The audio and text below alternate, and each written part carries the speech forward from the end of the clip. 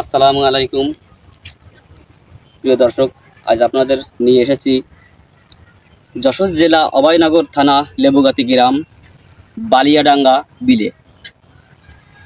এই বিলের শতকরা ৯৯ জমিতে ঘের আছে, আপনারা দেখতে পাচ্ছেন।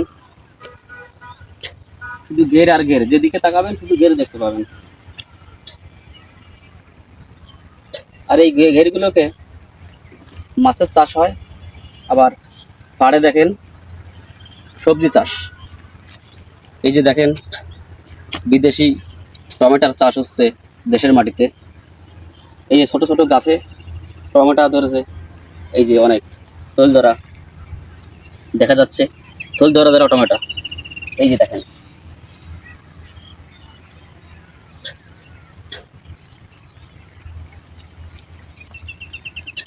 প্রত্যেকটা গাছে টমেটো। এই যে দেখেন প্রত্যেকটা গাছে অনেক টমেটো, অনেক টমেটো দেখা যাচ্ছে। এই দেখেন অনেক।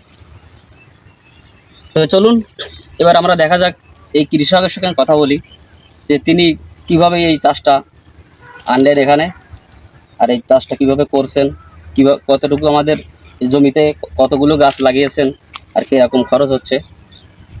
চলুন দেখা যাক।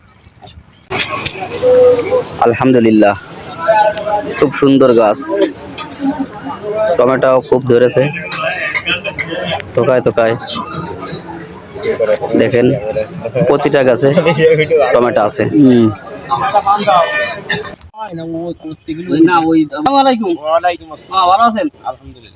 বলছি কি আপনার এই গেট কতটুকু গেট এখানে? 45 কাঠা। 45 কাঠা। 45 কাঠায় কত শতক আসে? 10 শতকের মতো। এক একর 10 শতকের মতো জমি। এখানে আপনার কতগুলো গাছ লাগানো আছে?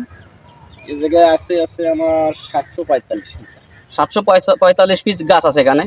আচ্ছা, এখানে আপনার কি পরিমাণে খরচ হয়েছে এই পর্যন্ত?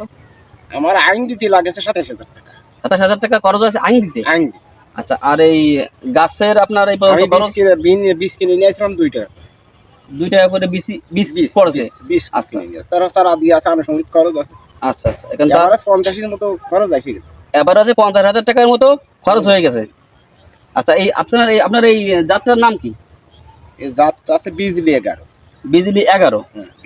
এটা কোন company? United company. United company. আচ্ছা দর্শক, আপনারা দেখতে পাচ্ছেন এখানে কৃষক আছেন, এনার এই জমিতে 50,000 টাকার মতো এই পর্যন্ত খরচ হয়ে গেছে। তা এই গাছ আছে 700 পিসির মতো, 745 পিস গাছ আছে।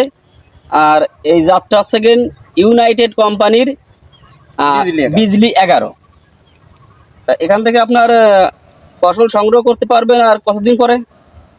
20 থেকে 25 দিন। এখনো 20-25 দিন পরে এখান থেকে ফসল সংগ্রহ করা যাবে।